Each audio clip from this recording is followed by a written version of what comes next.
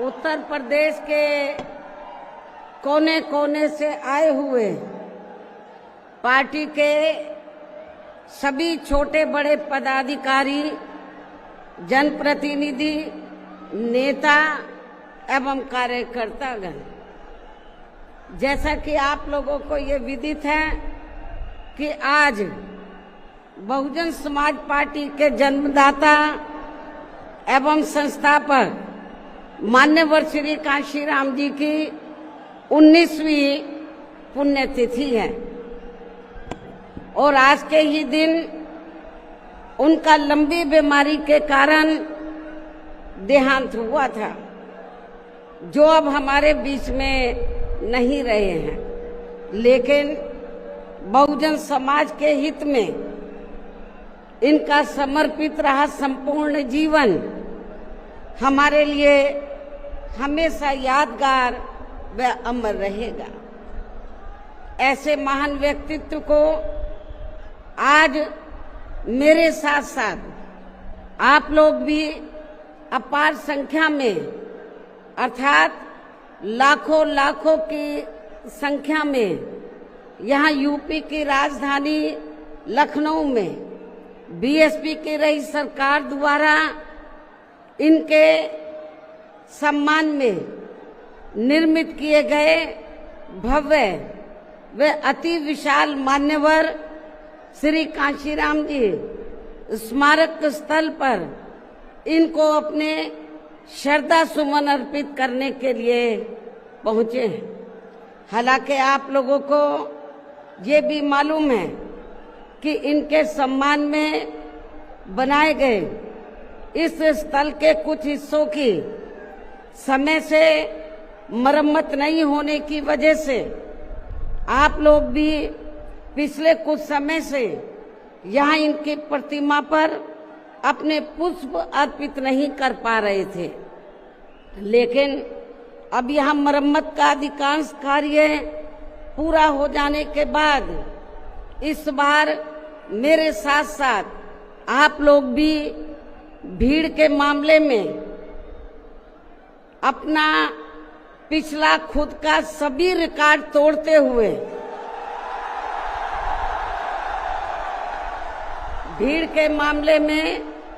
अपना पिछला खुद का सभी रिकॉर्ड तोड़ते हुए यहाँ लाखों लाखों की संख्या में इस स्थल पर मान्यवर श्री कांशीराम जी को अपने श्रद्धा सुमन अर्पित करने के लिए पहुंचे हैं, जिसके लिए पार्टी आपकी बहुत बहुत आभारी है। साथ ही वर्तमान राज्य सरकार की भी बहुत बहुत आभारी है और इसलिए आभारी है क्योंकि इस स्थल को देखने वाले लोगों के टिकटों का इकट्ठा हुआ पैसा पूर्व की रही सपा सरकार की तरह वर्तमान भाजपा की राज्य सरकार ने इसे दबाकर नहीं रखा है, बल्कि पार्टी के आग्रह करने पर इसकी मरम्मत करने पर पूरा खर्च किया है। इस संबंध में मैं आप लोगों को ये बताना चाहती हूँ, जब यूपी में हमारी सरकार थी और ये मान्यवर श्री कांशीराम जी के आदर सम्मान में ये जो विशाल स्मारक स्थल जब बनाया गया था, तो हमने उसी समय हमारी सरकार ने ये व्यवस्था की थी कि हम देखने वालों के लिए इस पर हम टिकट की व्यवस्था करेंगे और इसका जो पैसा आएगा टिकट का, तो वो किसी और मद पर खर्च नहीं किया जाएगा, बल्कि जितने भी उत्तर प्रदेश की राजधानी लखनऊ में जो स्मारक बने हैं, पार्क बने हैं, तो उनके रख रखाव पर खर्च किया जाएगा। तो ये हमने व्यवस्था की थी। लेकिन दुख की बात यह है कि जब वर्तमान भाजपा की सरकार से पहले यहाँ सपा की सरकार थी, तो सपा की सरकार ने उस टिकट के पैसे को दबा कर रखा, एक पैसा खर्च नहीं किया इनके रख रखाव पर, और हालत बड़ी जर्जर हो गई थी स्थलों की। यही नहीं, और भी स्थल थे, पार्क थे, उनकी हालत बड़ी खराब हो गई थी। तो तब मैंने उत्तर प्रदेश के मुख्यमंत्री जी को ये कहा, लिखित चिट्ठी के जरिए उनसे रिक्वेस्ट किया कि हम आपसे ये नहीं कहते कि दूसरे मत का पैसा आप इनके रख रखाव पर लगाओ, तो जो देखने वालों का टिकटों का पैसा काफी बड़ी तादाद में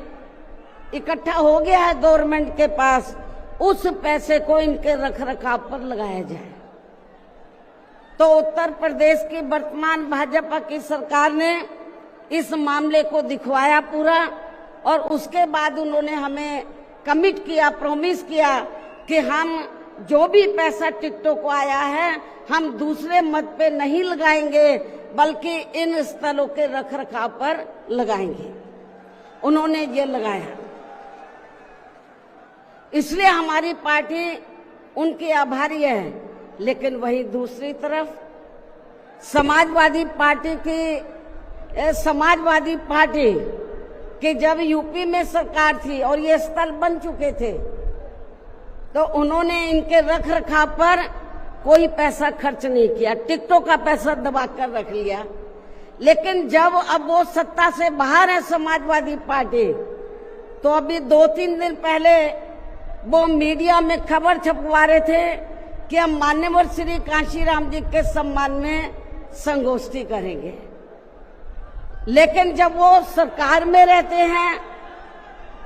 तो ना उन्हें पीडीए याद आता है और ना मान्यवर श्री कांशीराम जी की जयंती और ना ही पुण्यतिथि उनको याद आती है सरकार में रहकर। लेकिन जब वो सत्ता से बाहर हो जाते हैं तो समाजवादी पार्टी को फिर याद आता है कि हमें संगोष्ठी करनी चाहिए। मैं सपा मुखिया अखिलेश यादव से मैं ये पूछना चाहती हूँ, यदि मान्यवर श्री कांशीराम जी के प्रति आपका इतना ही आदर सम्मान था, तो जब यूपी में मेरी सरकार थी तो मेरी सरकार ने अलीगढ़ मंडल में कासगंज के नाम से अलग से जिला बनाया, उस जिले का नाम मान्यवर श्री कांशीराम जी नगर के नाम से रखा था। लेकिन जैसे ही समाजवादी पार्टी पावर में आई, उन्होंने नाम बदल दिया। मान्यवर श्री कांशीराम जी के नाम पर हमने कॉलेज, यूनिवर्सिटी, अनेकों संस्थानों के नाम रखे, अनेकों संस्थानों के नाम रखे, जनहित की योजनाएं शुरू की। सारी के सारी अधिकांश जो बड़ी बड़ी योजनाएं थी वो सभी के सभी इन्होंने बंद कर दी समाजवादी पार्टी की सरकार ने। ये इनका दोगला या दोहरा चरित्र नहीं है तो क्या है? जब ये सत्ता में रहते हैं ना इनको पीडीए याद आता है और ना पीडीए के जो संत गुरु और महापुरुष है वो भी याद नहीं आते हैं। जब ये सत्ता से बाहर हो जाते हैं तब इनको हमारे संत गुरु और महापुरुष याद आते हैं। तो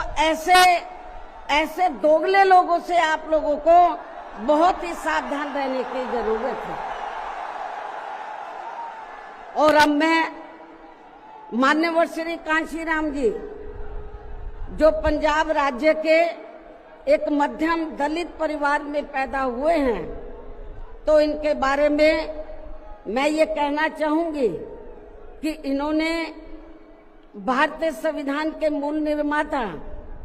एवं दलितों व अन्य उपेक्षित वर्गों के मसीहा परम पूज्य बाबा साहब डॉक्टर भीमराव अंबेडकर की मूवमेंट से व इनके कड़े संघर्ष एवं अथक प्रयासों से देश के खासकर करोड़ों दलितों, आदिवासियों,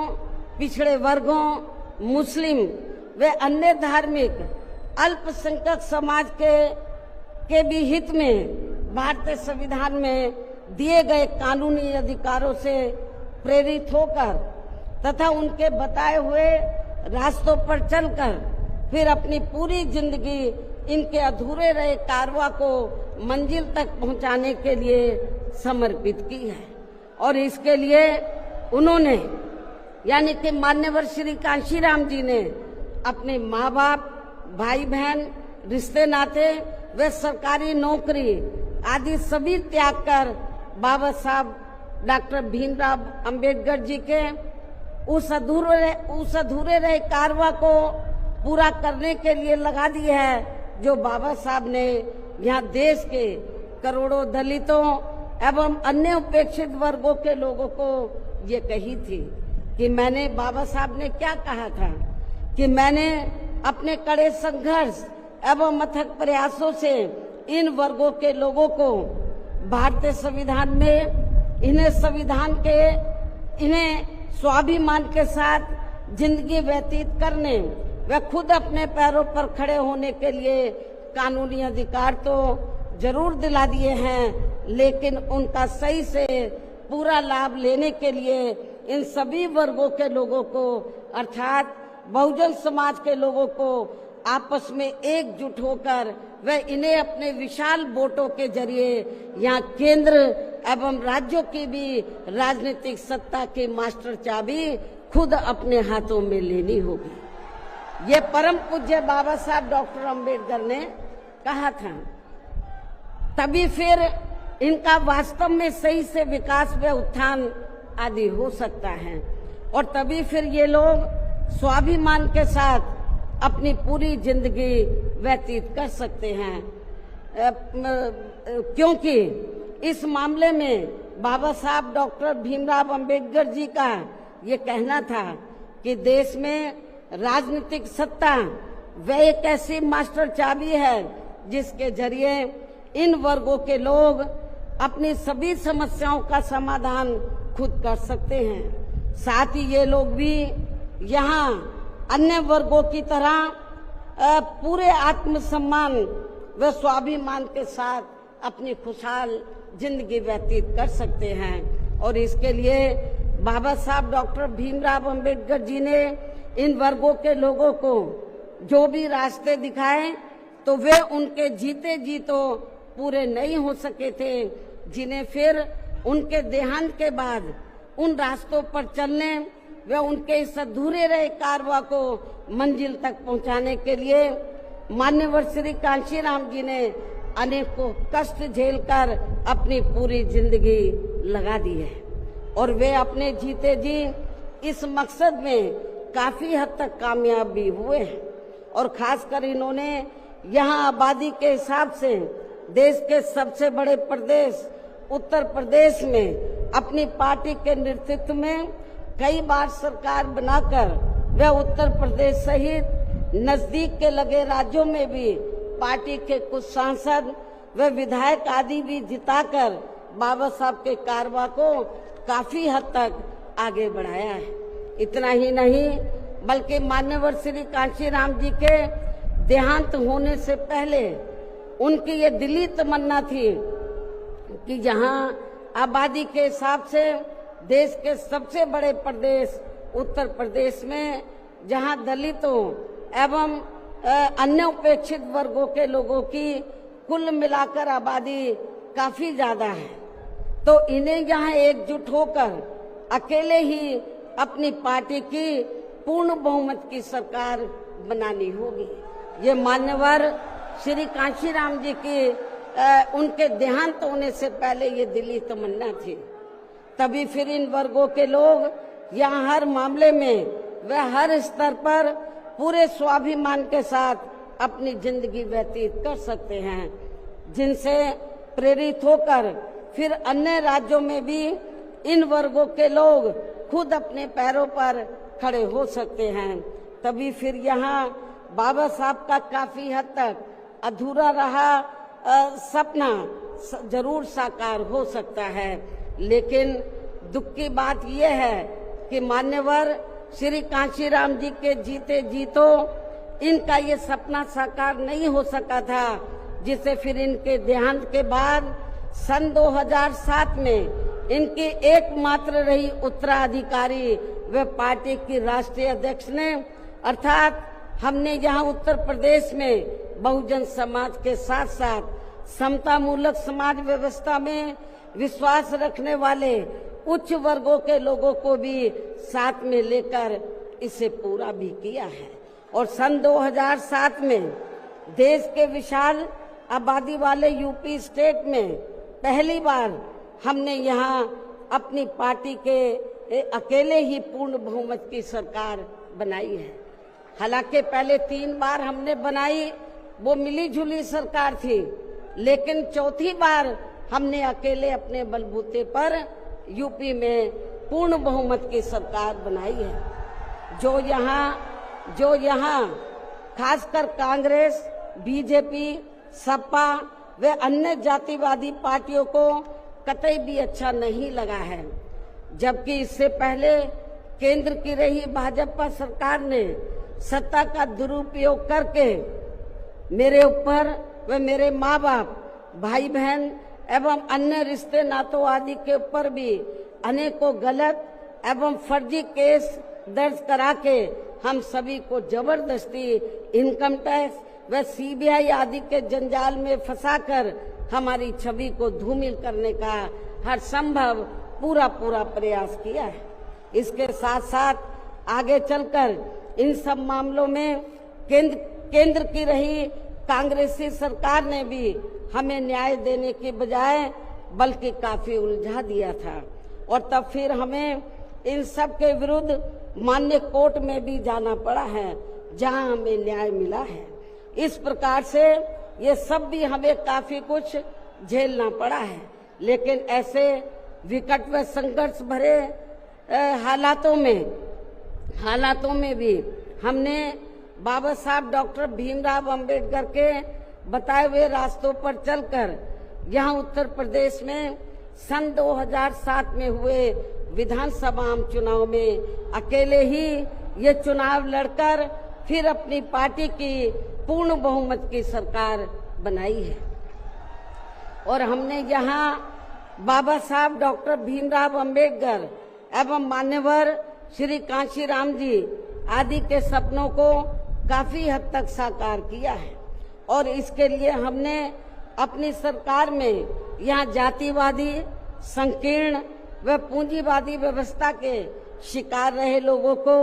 अर्थात सर्व समाज में से खासकर गरीबों, दलितों, आदिवासियों, पिछड़े वर्गों के साथ साथ मुस्लिम एवं अन्य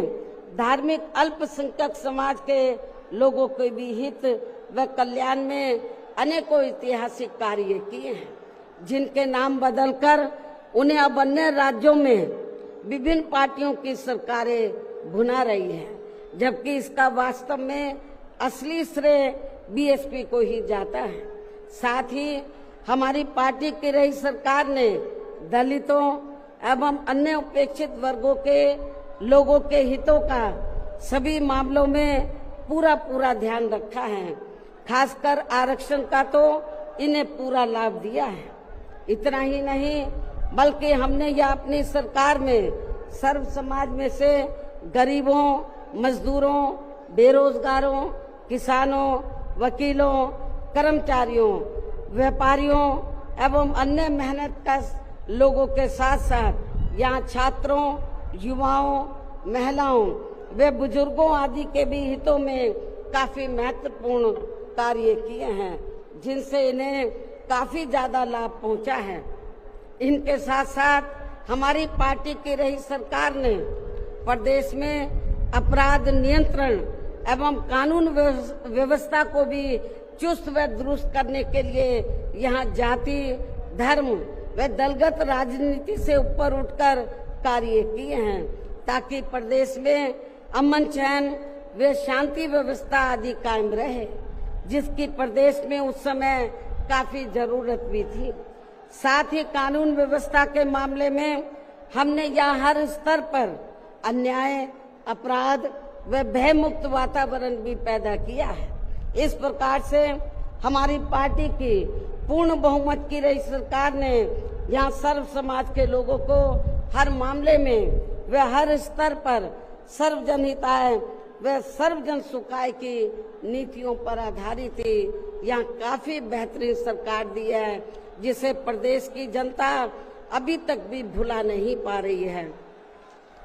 और खासकर हमने रोटी रोजी देने के मामले में सर्व समाज में से यहाँ गरीबों, दलितों एवं अन्य उपेक्षित वर्गों के लोगों को काफी हद तक उन्हें आत्मनिर्भर भी बनाया है, जिनके यहाँ वर्षों से सभी विरोधी पार्टियों की रही सरकारों की जातिवादी, संकीर्ण व पूंजीवादी सोच होने के कारण काफी ज्यादा उपेक्षा की गई है। इतना ही नहीं बल्कि हमने वर्तमान केंद्र की सरकार की तरह अपने राजनीतिक स्वार्थ में इनके टैक्स के पैसों से ही थोड़ा सा मुफ्त में राशन देकर इनको अपना गुलाम व लाचार नहीं बनाया है, अर्थात इनको दूसरों के ऊपर निर्भर नहीं रखा है। इसके साथ साथ हमारी पार्टी की रही सरकार ने देश में यहाँ बहुजन समाज में समय समय पर जन्मे अपने महान संतों, गुरुओं व महापुरुषों में भी खासकर महात्मा ज्योतिराव फूले, छत्रपति शाहू जी महाराज,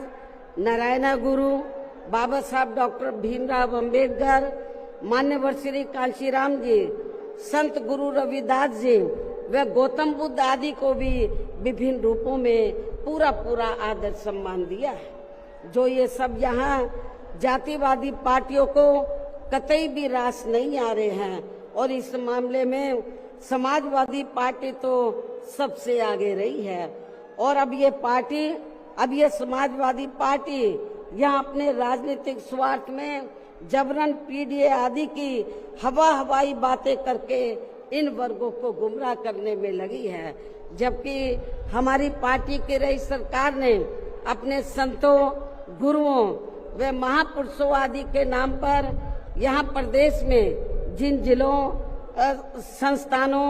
एवं योजनाओं आदि के नाम रखे थे, तो उनमें से काफी को तो सपा की रही सरकार ने बदल दिया है, जैसा कि शुरू में मैंने आप लोगों को बताया है। साथ ही हमने इन वर्गों के विकास व उत्थान में जो अनेकों महत्वपूर्ण योजनाएं शुरू की थी, तो उन्हें भी अधिकांश बंद कर दिया गया है। आरक्षण दिए जाने के मामले में भी सपा की रही सरकार ने यहाँ दलितों, आदिवासियों एवं अन्य पिछड़े वर्गों के लोगों के साथ हमेशा पक्षपात वाला रवैया ही अपनाया है। इनके पदोन्नति में आरक्षण को तो इस पार्टी की रही सरकार ने एक प्रकार से यहाँ खत्म ही कर दिया था। इसके अलावा इनकी रही सरकार में यहाँ गुंडों, बदमाशों, माफियाओं एवं अन्य अराजक तत्वों को ही ज्यादातर बढ़ावा दिया गया है, जिसकी वजह से यहाँ कानून व्यवस्था भी काफी बुरी तरह से चरमरा गई थी। और अब अधिकांश मामलों में लगभग यही स्थिति हमें यह वर्तमान बीजेपी की सरकार में भी देखने के लिए मिल रही है, जबकि आजादी के बाद इनसे पहले यहाँ शुरू में काफी वर्षों तक कांग्रेस पार्टी के रहे शासनकाल में तो इन वर्गों का हर स्तर पर काफी ज्यादा शोषण व उत्पीड़न आदि हुआ है। एक प्रकार से कुल मिलाकर यहाँ यूपी में कांग्रेस पार्टी का भी ज्यादातर जातिवादी, संकीर्ण व पूंजीवादी सोच के आधार पर ही शासन चलता रहा है। और सन 1975 में देश में लगी इमरजेंसी में तो कांग्रेस पार्टी की रही सरकार ने यहाँ बाबा साहब के संविधान को भी काफी हद तक प्रभावहीन ही बना दिया था, जिसकी आड़ में अब इस पार्टी के लोग आए दिन किस्म किस्म की नाटकबाजी करते रहते हैं। संविधान को हाथ में लेकर किस्म किस्म की नाटकबाजी करते रहते हैं। इसके साथ साथ कांग्रेस पार्टी ने हर प्रकार के हथकंडे इस्तेमाल करके बाबा साहब डॉक्टर भीमराव अंबेडकर को संसद में भी चुनकर नहीं जाने दिया था। इसके अलावा केंद्र में इसी कांग्रेस पार्टी की रही सरकार ने भारतीय संविधान के मूल निर्माता एवं उपेक्षित वर्गों के मसीहा परम पूज्य बाबा साहब डॉक्टर भीमराव अंबेडकर को भारत रत्न की उपाधि से भी सम्मानित नहीं किया था। इसके बाद फिर इनकी मूवमेंट को आगे गति देने वाले मान्यवर श्री कांशीराम जी को भी उनके देहांत के बाद केंद्र में रही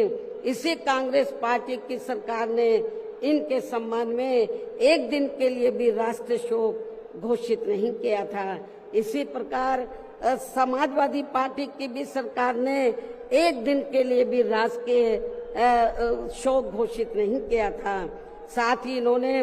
देश में पिछड़े वर्गों की आरक्षण संबंधी मंडल कमीशन की रिपोर्ट को भी लागू नहीं किया था, जिसे फिर बीएसपी के अथक प्रयासों से श्री बीपी सिंह जी की रही सरकार में ही लागू किया गया था। इसके साथ साथ उसी समय ही बाबा साहब डॉक्टर भीमराव अंबेडकर जी को भी भारत रत्न की उपाधि से सम्मानित किया गया था। इसी प्रकार अब बीजेपी व अन्य जातिवादी पार्टियों के भी शासनकाल में इन वर्गों का शोषण व उत्पीड़न आदि होना अभी तक भी बंद नहीं हुआ है। इसके अलावा इनकी सरकारों में भी जनता को लुभाने के लिए आए दिन घोषणाएं, शिलान्यास व उद्घाटन आदि तो काफी किए जाते हैं, लेकिन इनसे भी जनता को कोई खास लाभ मिलने वाला नहीं है, क्योंकि ये कागजी व हवाई ज्यादा और जमीनी हकीकत में बहुत कम होते हैं। ऐसी स्थिति में आप लोगों को पूरे देश में सर्वजन हिताय व सर्वजन सुखाय की नीतियों पर आधारित ही अपनी पार्टी को ही हर मामले में मजबूत बनाकर इसे केंद्र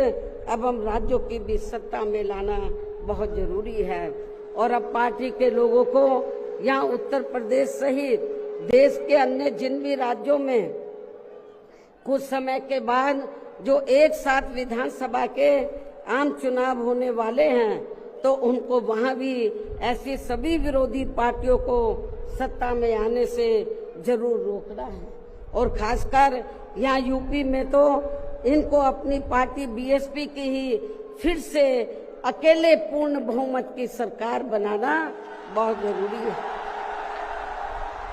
जिसे यहाँ कांग्रेस, बीजेपी, सपा व अन्य सभी विरोधी पार्टियां किस्म किस्म के षड्यंत्र व हथकंडे आदि इस्तेमाल करके इसे रोकने का हर संभव पूरा प्रयास करेगी। और इस संदर्भ में वैसे आप लोगों को ये मालूम है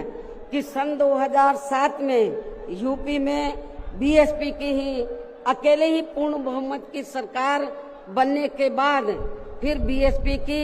सर्वजन हिताय व सर्वजन सुखाय की रही कार्यशैली से पूरे देश में बीएसपी के बढ़ते हुए प्रभाव को देखकर फिर यहाँ सभी जातिवादी, संकीर्ण व पूंजीवादी पार्टियों ने अंदर अंदर आपस में एकजुट होकर अपनी पार्टी को यहाँ सत्ता में वापस नहीं आने दिया है। साथ ही देश के अन्य राज्यों में भी अपनी पार्टी को आगे नहीं बढ़ने दिया है, क्योंकि बीएसपी के यहाँ अकेले ही सत्ता में आने पर यहाँ यूपी में सन 2007 में बीएसपी के यहाँ अकेले ही सत्ता में आने पर इनको ये डर था, सभी जो जातिवादी पार्टियां हैं इनको ये डर था कि यदि बीएसपी को आगे बढ़ने से नहीं रोका गया तो फिर ये पार्टी केंद्र की सत्ता तक भी जरूर पहुंच सकती है, जिससे घबराकर फिर बीएसपी को पुनः या सत्ता में आने से व पूरे देश में भी आगे बढ़ने से रोकने के लिए फिर हुआ ये कि इसके बाद फिर खासकर यूपी में जो भी विधानसभा व अन्य राज्यों में भी विधानसभा व देश में लोकसभा के आम चुनाव हुए हैं, तो उन सभी चुनावों में यहाँ कांग्रेस, बीजेपी, सपा व अन्य सभी विरोधी पार्टियों ने अपनी खासकर जातिवादी मानसिकता के तहत चलकर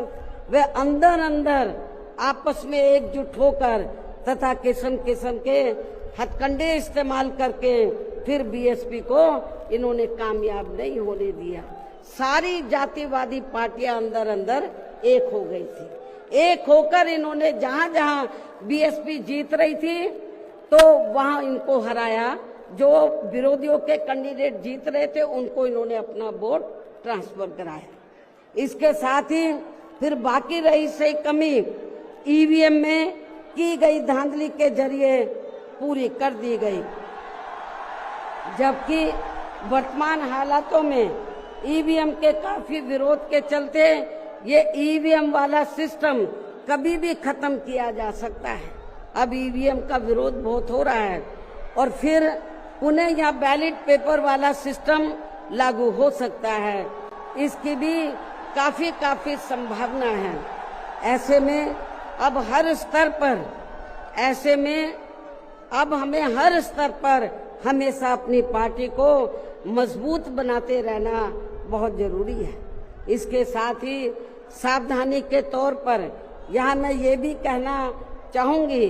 कि अब तो पूरे देश में विरोधी पार्टियों ने बीएसपी को कमजोर करने के लिए एक और षड्यंत्र ये रचा है कि अब विरोधी पार्टियों ने बीएसपी के विशेषकर दलित बेस वोट को बांटने के लिए इसी समाज में से स्वार्थी एवं बिकाऊ किस्म के लोगों को इस्तेमाल करके वे उनके जरिए अनेकों पार्टियां व संगठन आदि भी काफी बनवा दिए हैं, जिनसे ये जातिवादी पार्टियां चुनाव में अपने अपने फायदे के हिसाब से उम्मीदवार खड़े करवा के बीएसपी को कमजोर करने में लगी है। और अब तो ये पार्टियां अंदर अंदर खुद अपने वोट ट्रांसफर करा के इनके एक आधी उम्मीदवार भी जिताकर भेज रही है, ताकि इससे दलितों का वोट बांटने में इनको कुछ मदद मिलती रहे। ऐसी स्थिति में अब आप लोगों को पुणे या यूपी में अपनी पार्टी को सत्ता में लाने वे अभी हाल ही में बिहार प्रदेश में होने वाले विधानसभा आम चुनाव में तथा आगे चलकर अन्य और राज्यों में भी विधानसभा व देश में लोकसभा के होने वाले आम चुनाव में भी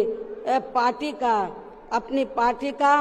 बेहतर रिजल्ट लाने के लिए ऐसे सभी स्वार्थी एवं बिकाऊ दलित संगठनों व पार्टियों को अपने यार दोस्त, जात बरादरी व रिश्ते नाते आदि के चक्कर में भी पड़कर अब इनको अपना एक भी वोट देकर खराब नहीं करना है, वरना फिर इसका पूरा लाभ या विरोधी पार्टियों को ही मिलता रहेगा। जिसे भी खास ध्यान में रखकर अब हर छोटे बड़े चुनाव में आप लोगों को अपना एक भी वोट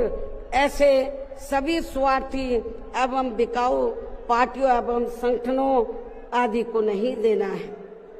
बल्कि अपनी एकमात्र हितैषी पार्टी बीएसपी को ही देना है, ताकि बीएसपी फिर से अपना बेहतर रिजल्ट लाकर पुणे या यूपी की सत्ता में वापस हो सके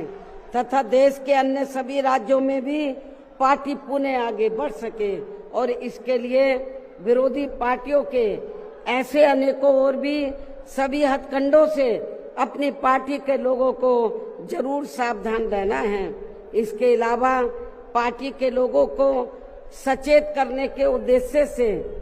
यहाँ मैं ये भी कहना चाहूंगी कि पिछले कुछ समय से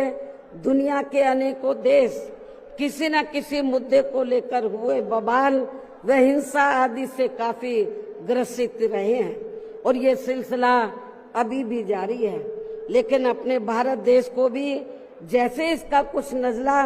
लगना शुरू ही हुआ था तो उसे फिर तुरंत में ही केंद्र व संबंधित राज्य सरकारों ने सख्ती से निपटा है, जिससे केंद्र व सभी राज्य सरकारों को आगे भी काफी सतर्क रहना होगा। इतना ही नहीं बल्कि देश में आम जनहित के मुद्दों पर आवाज उठाने की बजाय जो पिछले कुछ समय से यहाँ स्वार्थी व शरारती तत्व एक दूसरे के देवी देवता, खुदा व धर्म आदि को लेकर तथा इन पर आए दिन नए नए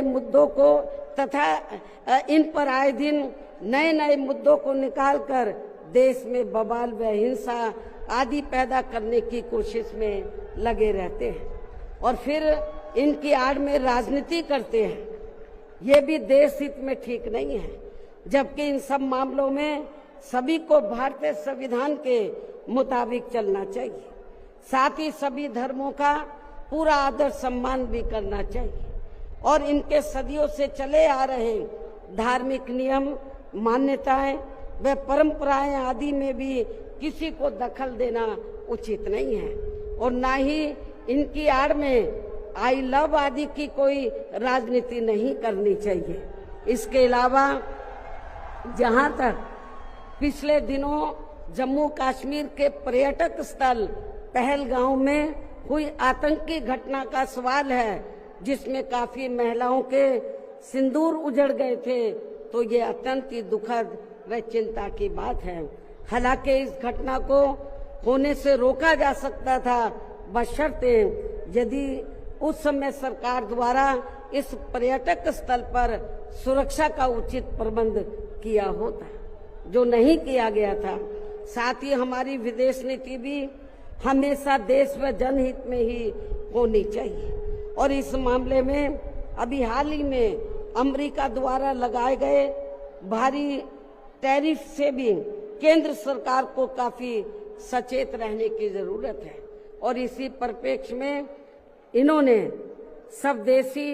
उत्पाद को बढ़ावा देने पर जोर देकर जो देश को आत्मनिर्भर बनाने की बात कही है, तो ये हवाई ना होकर बल्कि जमीनी हकीकत में भी लोगों को होता हुआ नजर आना चाहिए, जिसका फिर हमारी पार्टी भी जरूर स्वागत करेगी। और अब इन सब बातों को मद्देनजर रखते हुए पूरे देश में अपनी पार्टी को हर स्तर पर मजबूत बनाना व इसे आगे बढ़ाना भी बहुत जरूरी है और खासकर इस बार यूपी में बीएसपी की अकेले ही पूर्ण बहुमत की यहाँ सरकार जरूर बनाना है और ये इसलिए भी बहुत जरूरी है क्योंकि बीएसपी के सत्ता से हटने के बाद जब से यहाँ सपा व बीजेपी की सरकार बनी है, तो तब से यहाँ पूर्व की रही कांग्रेसी सरकार की तरह ही इनकी भी सरकारों में सर्व समाज में से खासकर यहाँ गरीबों, दलितों एवं अन्य पिछड़े वर्गों के लोगों का सही से विकास व उत्थान आदि नहीं हो पा रहा है और अब इनमें गरीबी एवं बेरोजगारी आदि काफी ज्यादा बढ़ गई है। साथ ही इनके ऊपर हो रही जुल्म जाति आदि भी काफी चरम सीमा पर पहुंच चुकी है। इनकी बहन बेटियां भी अधिकांश सुरक्षित नहीं रही है। इसके साथ ही इन वर्गों के लोगों को यहाँ आरक्षण का भी सही से पूरा लाभ नहीं मिल पा रहा है। हालांकि इस संबंध में आप लोगों को ये मालूम है कि इनके आरक्षण को लेकर अभी तक जितने भी मान्य कोर्ट के फैसले आए हैं, तो उनकी सभी जातिवादी पार्टियों की रही सरकारों ने सही से पैरवी नहीं की है, जिससे अब इनको आरक्षण का बहुत कम ही लाभ मिल पा रहा है। और इस मामले में यहाँ मैं ये भी कहना चाहूंगी कि बीएसपी के अथक प्रयासों से देश में एससी व एसटी वर्गों के सरकारी नौकरियों में पदोन्नति में आरक्षण को प्रभावी बनाने के लिए जब केंद्र की रही कांग्रेसी सरकार में संवैधानिक संशोधन विधेयक संसद में लाया गया था, तो तब उसे कांग्रेस पार्टी ने बीजेपी व अन्य आरक्षण विरोधी पार्टियों की अंदरूनी मिलीभगत से पास तक भी नहीं होने दिया था, जो अभी तक भी संसद में लटका पड़ा है। जबकि समाजवादी पार्टी के सांसदों ने तो इस बिल को ही संसद में फाड़ दिया था। इतनी ज्यादा इस पार्टी को इनके पदोन्नति में आरक्षण दिए जाने को लेकर इस बिल से इनको जबरदस्त एलर्जी थी, नफरत थी। ऐसे में अब आप ही ये बताएं, क्या ऐसी स्थिति में कांग्रेस, बीजेपी व सपा आदि जैसी इन जातिवादी पार्टियों में या खासकर अपने दलितों एवं अन्य उपेक्षित वर्गों के लोगों का सही से विकास व उत्थान आदि हो सकता है? मैं समझती हूँ कतई भी संभव नहीं है। इसके अलावा इन्हीं की तरह यहाँ उत्तर प्रदेश सहित पूरे देश में मुस्लिम एवं अन्य धार्मिक अल्पसंख्यक समाज के लोगों का भी सही से विकास व उत्थान आदि होना तो बहुत दूर की बात रही, बल्कि अब तो इनका जान माल व मजहब आदि भी पूरे तौर से सुरक्षित नहीं रहा है। इनकी सच्चर कमेटी की रिपोर्ट भी दरकिनारी कर दी गई है।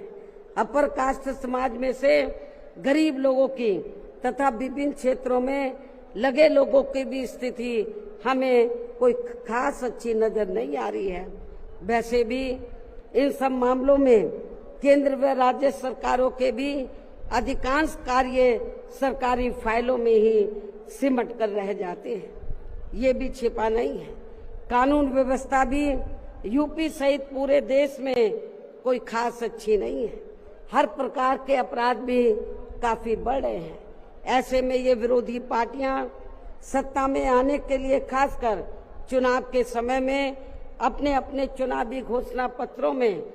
जो किस्म किस्म के लुभावने वायदे करती हैं, तो उनको फिर ये पार्टियां सत्ता में आने के बाद 50% भी लागू नहीं करती हैं। साथ ही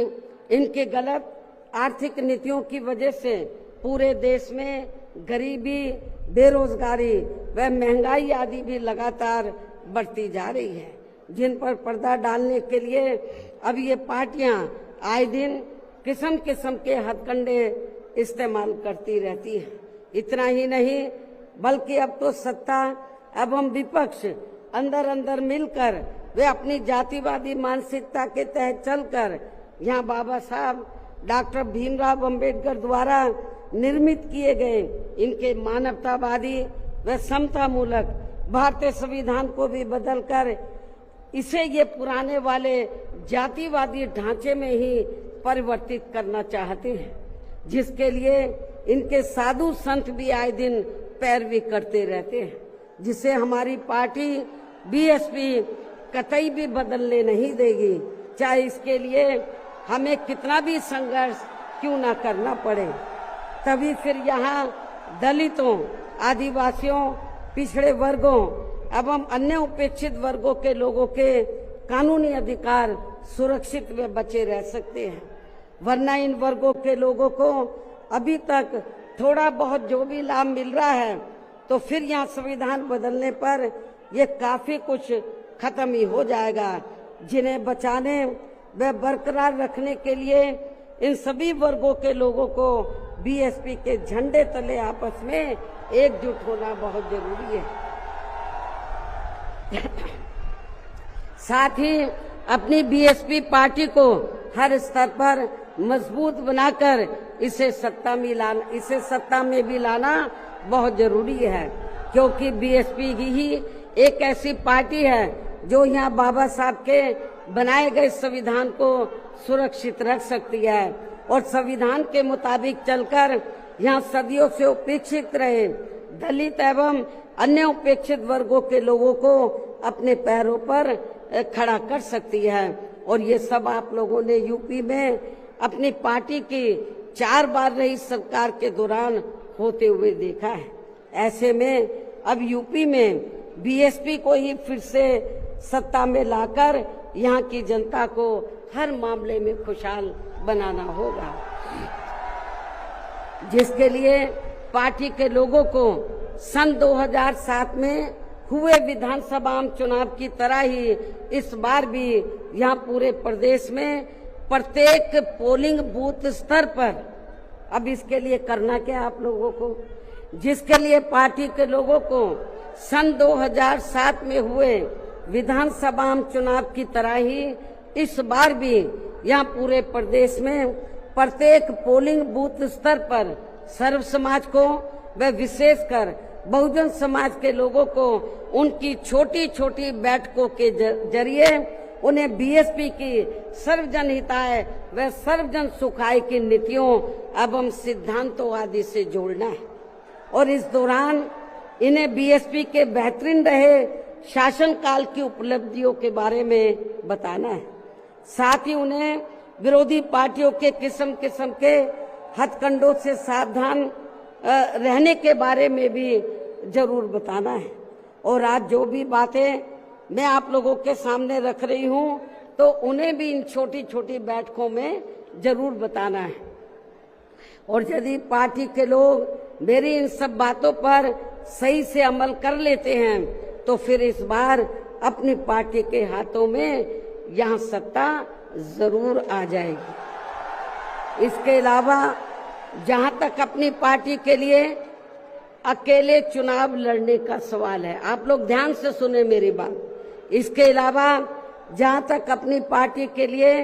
अकेले चुनाव लड़ने का सवाल है तो इसके बारे में भी यहाँ मैं अपनी पार्टी के अब तक के रहे अनुभवों को ध्यान में रखकर ये बताना जरूरी समझती हूँ कि देश के अन्य प्रदेशों की तरह खासकर यहाँ यूपी में जब भी हमारी पार्टी ने विधानसभा का आम चुनाव गठबंधन करके लड़ा है तो तब फिर हमारी पार्टी को कोई विशेष लाभ नहीं हुआ है, क्योंकि हमारी पार्टी का जो वोट है, हमारी पार्टी का वोट तो गठबंधन वाली पार्टी को एक तरफा ट्रांसफर हो जाता है, लेकिन उनका जातिवादी मानसिकता की वजह से विशेषकर अपर कास्ट समाज का वोट बीएसपी के उम्मीदवारों को ट्रांसफर नहीं हो पाता है। और वास्तव में यही सही और हकीकत भी है, जिससे फिर हमारी पार्टी के उम्मीदवार भी बहुत कम जीत पाते हैं तथा पार्टी का वोट प्रतिशत भी काफी कम हो जाता है। इसके साथ ही गठबंधन की सरकार बनने पर अपनी पार्टी के नेतृत्व में बनी ये सरकार समय से पहले ही गिर जाती है। जब हम गठबंधन करके चाहे चुनाव लड़ें, वोट प्रतिशत भी कम होता है, सरकार बनाए तो समय से पहले ही गिर जाती है। जैसे सन 1993 में बीएसपी ने सपा से गठबंधन करके यहाँ यूपी में विधानसभा का आम चुनाव लड़ा था तो पार्टी केवल 67 सीटें ही जीत पाई थी। उसके बाद फिर 1996 में पार्टी ने कांग्रेस पार्टी से गठबंधन करके यहाँ विधानसभा का आम चुनाव लड़ा था तो तब फिर पार्टी केवल 67 सीटें ही जीत पाई थी। पहले भी 67, उसके बाद में भी 67। और जब सन 2002 में पार्टी ने यूपी विधानसभा का आम चुनाव अकेले लड़ा था तो तब पार्टी लगभग 100 सीटें जीत गई थी सन 2002 में, जिसमें पार्टी के 2 जीते हुए आजाद उम्मीदवार भी शामिल हैं, जिनको किन्हीं कारणवश सिंबल समय से नहीं मिल पाया था। और फिर इससे पार्टी के लोगों का काफी मनोबल भी बढ़ा था। लेकिन यहाँ खास ध्यान देने की बात यह है कि पार्टी इन तीनों बार गठबंधन की बनी सरकार में अपना कभी भी समय पूरा नहीं कर पाई। हमने तीनों बार जब गठबंधन करके सरकार बनाई तो कभी भी अपना समय पूरा नहीं कर पाई है, अर्थात समय से पहले ही गिर गई है। आप रिकॉर्ड उठाकर देख लो। इसके बाद सन 2007 में पार्टी ने फिर से अकेले यहाँ यूपी में विधानसभा का आम चुनाव लड़ा था तो तब फिर अपनी पार्टी 200 से ऊपर सीटें जीत गई थी। और फिर हमने यहाँ यूपी में पहली बार पूरे 5 साल के लिए अकेले ही अपनी पार्टी की पूर्ण बहुमत की सरकार बनाई थी। और इस दौरान हमने सर्व समाज के हित में काफी ऐतिहासिक कार्य किए थे। ऐसे में पार्टी द्वारा गठबंधन करके चुनाव लड़ने से या फिर गठबंधन की सरकार बनाने से भी यहाँ सर्व समाज में से खासकर गरीबों एवं बहुजन समाज के लोगों का सही से विकास व उत्थान आदि नहीं हो सकता है। इसलिए इस बार यहाँ यूपी विधानसभा के होने वाले आम चुनाव में अब तक के रहे अनुभवों के मुताबिक हमारी पार्टी ने सन 2007 की तरह ही अकेले ये चुनाव लड़ने का फैसला लिया है। वैसे मुझे ये पूरा भरोसा है कि आज के कार्यक्रम में अपने खुद के पिछले सभी रिकॉर्ड तोड़ते हुए उम्मीद से कई गुना ज्यादा लाखों की संख्या में आई ये अपार भीड़ इस बार यहाँ यूपी में होने वाले विधानसभा आम चुनाव में अपनी पार्टी को सत्ता में जरूर लाएगी। और इसके लिए अभी से ही पार्टी के लोगों को यहाँ विरोधी पार्टियों के पुराने व नए सभी षड्यंत्रों व हथकंडों आदि से सावधानी बरतते हुए अपनी पार्टी के जनाधार को बड़े पैमाने पर बढ़ाना है। साथ ही हर स्तर पर पार्टी को मजबूत भी बनाना है। विरोधियों की अफवाहों से भी पार्टी के लोगों को जरूर सचेत रखना है। और इस संबंध में इसका ताजा हथकंडा ये है कि इन्होंने आज के 9 अक्टूबर के कार्यक्रम के घोषित होते ही पिछले महीने से ये अफवाह फैलाना शुरू कर दिया था। मैं क्यों बोल रही हूँ अफवाहों से सावधान रहना है, क्योंकि इस संबंध में ताजा उदाहरण ये है कि इन्होंने आज के 9 अक्टूबर के कार्यक्रम के घोषित होते ही पिछले महीने से ये अफवाह फैलाना शुरू कर दिया था कि दूसरी पार्टियों के फलाना वरिष्ठ नेता बीएसपी में आ रहे हैं और वे बीएसपी प्रमुख से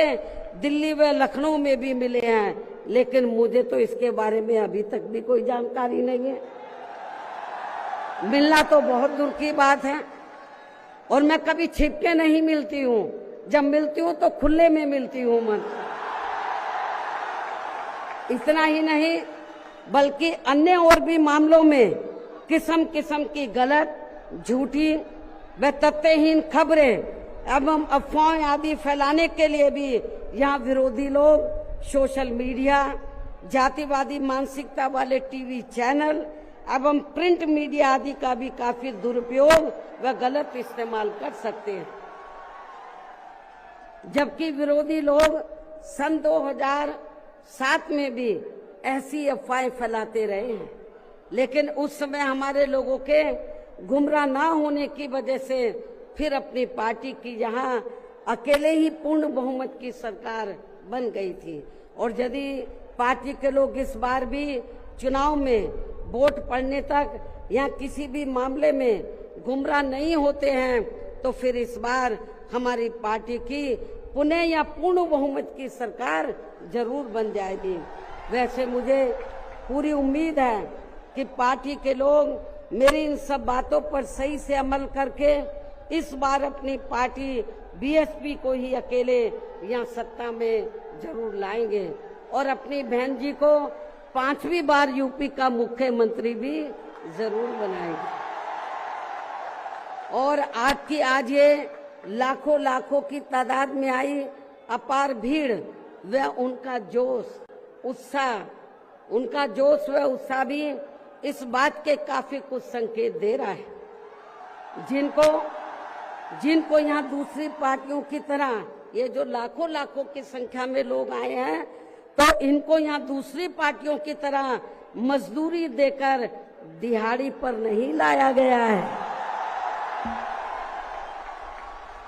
बल्कि ये लोग अपने खून पसीने की कमाई के पैसों से ही खुद चलकर आज के अपने 9 अक्टूबर के प्रोग्राम में मुझे सुनने के लिए आए, जिन्होंने भीड़ के मामले में आज अपने खुद के भी अपने पिछले सभी रिकॉर्ड तोड़ दिए हैं। और अब मैं यहाँ आप लोगों को ये भी विश्वास दिलाना चाहती हूँ, जब इस बार बीएसपी की पुनः यहाँ पूर्ण बहुमत की सरकार बन जाएगी तो तब फिर हमारी पार्टी की बनी ये सरकार यहाँ पिछली रही सपा सरकार ने व वर्तमान में चल रही बीजेपी की भी सरकार ने जो इन्होंने अपनी जातिवादी, संकीर्ण व पूंजीवादी मानसिकता के तहत चलकर काफी नए नए नियम व कानून आदि बना दिए हैं, तो उनकी जरूर समीक्षा की जाएगी। और इनमें से जो भी नियम व कानून आदि सर्वजन हिताय व सर्वजन सुखाय की नीतियों एवं सिद्धांतों आदि से जुड़े नहीं होंगे, तो उन्हें फिर सर समाज के हित में जरूर बदल दिया जाएगा। इसके साथ साथ बीएसपी की पूर्व की रही सरकार में खासकर दलित एवं अन्य उपेक्षित वर्गों के हितों के लिए लिए गए फैसलों को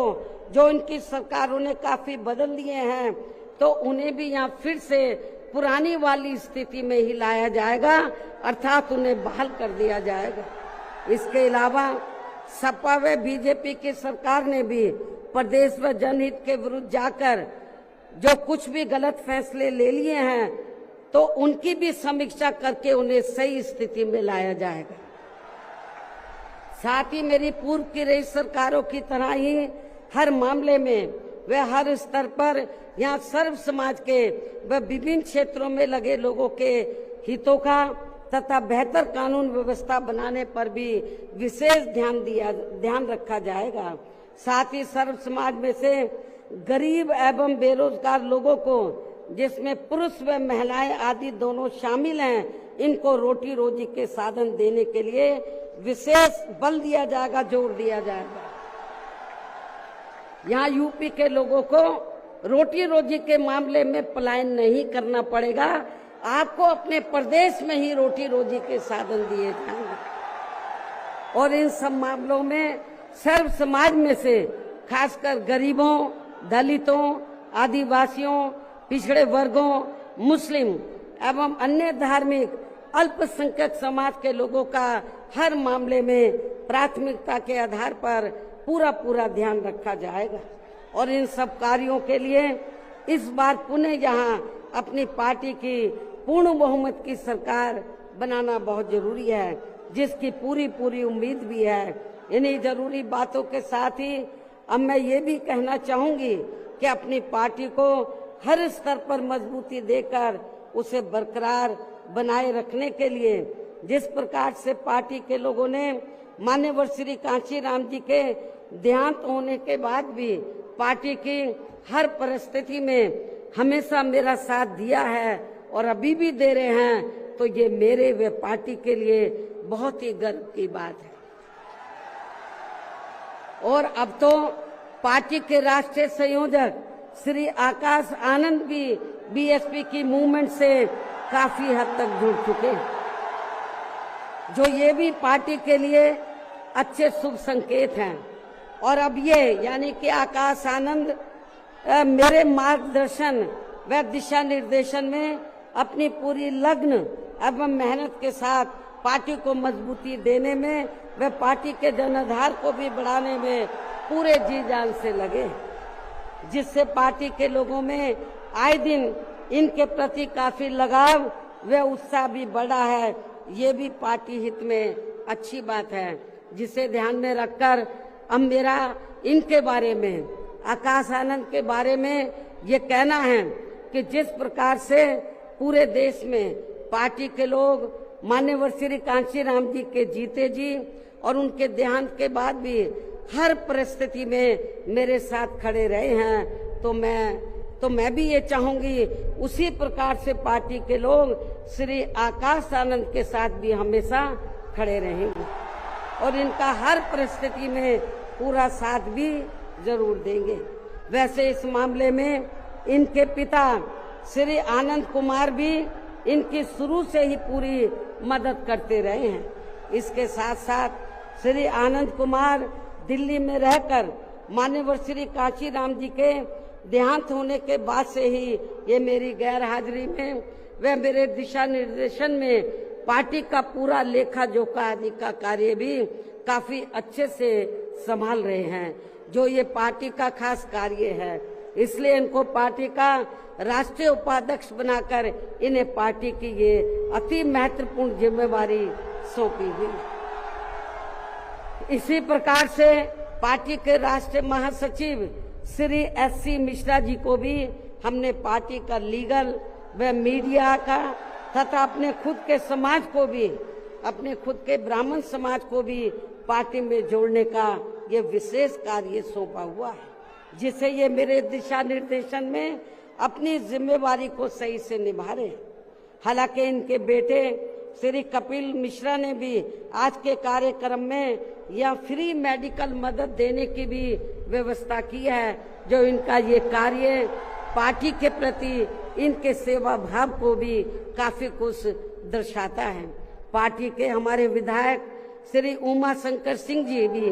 पार्टी व मूवमेंट के हित में हमेशा मददगार व सक्रिय रहते हैं तथा इनको भी अपने खुद के समाज को पार्टी में जोड़ने की एक खास जिम्मेवारी सौंपी हुई है, जिससे ये पूरी ईमानदारी व निष्ठा से निभा रहे हैं। यूपी BSP प्रदेश अध्यक्ष श्री विश्वनाथ पाल भी पार्टी संगठन का कार्य देखने व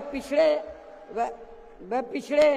वर्गों को जोड़ने के साथ साथ ये पूरे प्रदेश में जहाँ जहाँ भी बहुजन समाज के लोगों पर जुल्म जाति आदि होती है, तो वहाँ ये मेरे दिशा निर्देशन में जाकर उन्हें न्याय दिलवाने का भी पूरा प्रयास करते हैं। ये इनका पार्टी हित में अभी तक काफी सराहनीय कार्य चल रहा है। इसके अलावा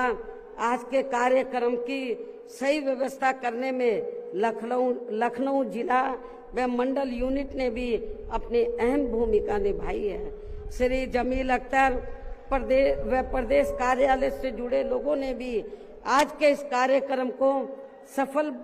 बनवाने में कोई कमी नहीं छोड़ी है और ये सभी लोग भी बधाई के पात्र हैं। साथ ही प्रदेश के सभी छोटे बड़े पदाधिकारियों एवं कार्यकर्ताओं आदि की भी कड़ी मेहनत, मेन कमाल आप लोगों का है, जिनको मेन कमाल आप लोगों का है। साथ ही प्रदेश के सभी छोटे बड़े पदाधिकारियों एवं कार्यकर्ताओं आदि की भी कड़ी मेहनत व उनके अथक प्रयासों से आज मान्यवर श्री कांशीराम जी की पुण्यतिथि के कार्यक्रम में पूरे उत्तर प्रदेश के कोने कोने से लाखों की संख्या में पार्टी के जो लोग इनको अपने श्रद्धा सुमन अर्पित करने तथा मुझे भी सुनने के लिए यहाँ आए हैं। साथ ही आपके पड़ोसी राज्य उत्तराखंड स्टेट से भी पार्टी के कुछ लोग आपके यहाँ इस कार्यक्रम से काफी कुछ सीखने के लिए आए हुए हैं, तो उन सभी का भी मैं दिल से धन्यवाद अदा करती हूँ। हालांकि हमने कोई बाहर के लोगों को इधर नहीं बुलाया है, वो चोरी से अपने आप ही आ गए पूरे देश से और छिपकर कहीं बैठे हुए हैं कि बहन जी कहीं नाराज ना हो जाए। लेकिन मैं नाराज नहीं हो रही, आप लोगों ने आप आ भी गए हैं, आपका भी मैं थैंक्स अदा करती हूँ। लेकिन अब आप लोगों को अपने राज्यों में जाकर यहाँ जो कुछ मैंने बोला है उन सब बातों पर अमल करते हुए तो आप लोगों को पार्टी के जनाधार को आगे बढ़ाना है। तो जिन्होंने क्योंकि जो भी लोग हैं तो बहुत कुछ यहाँ सीखने के लिए आए हैं। वो किस लिए आए हैं? वर्कर है थोड़े से बेचारे थोड़े कि जब बहन जी हमारे स्टेट में आएगी तो हम लोग भी यूपी से पीछे नहीं रहेंगे, हम लोग भी बड़ा प्रोग्राम करके दिखाएंगे। तो जिन्होंने पूर्व की तरह ही यानी कि पूरे यूपी से जो बड़ी तादाद में लोग आए हैं, तो इनको मैंने जैसे आपको बताया दूसरी पार्टियों की तरह हम लोग दिहाड़ी पे नहीं लाए हैं, मजदूरी पे। ये लोग अपने खुद के पैसों से चलकर यहाँ लाखों की संख्या में पहुंचकर वे भीड़ लाने के मामले में भी अपने खुद के ही पिछले सभी रिकॉर्ड तोड़ते हुए इस बार मान्यवर श्री कांशीराम जी के पुण्यतिथि के कार्यक्रम को ऐतिहासिक व जबरदस्त कामयाब बनाया है। साथ ही देश के अन्य सभी राज्यों में भी आज मान्यवर श्री कांशीराम जी की पुण्यतिथि के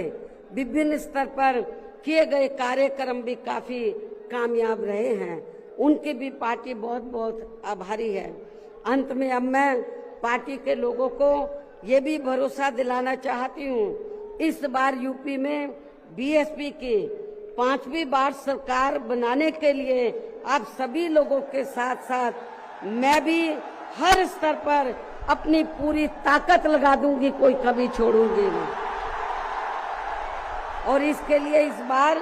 मैं कोई कमी छोड़ूंगी नहीं, ये मेरा आज पार्टी के लोगों को वायदा भी है। और अब मैं पुनः अपनी तरफ से व उत्तर प्रदेश सहित पूरे देश में पार्टी के सभी लोगों की तरफ से भी माननीय श्री कांशीराम जी को आज उनकी 19वीं पुण्यतिथि के मौके पर पूरे तहे दिल से अपने श्रद्धा सुमन अर्पित करते हुए अपनी बात यहीं समाप्त करती हूँ। धन्यवाद। जय भीम व जय भारत। 9 अक्टूबर पुण्यतिथि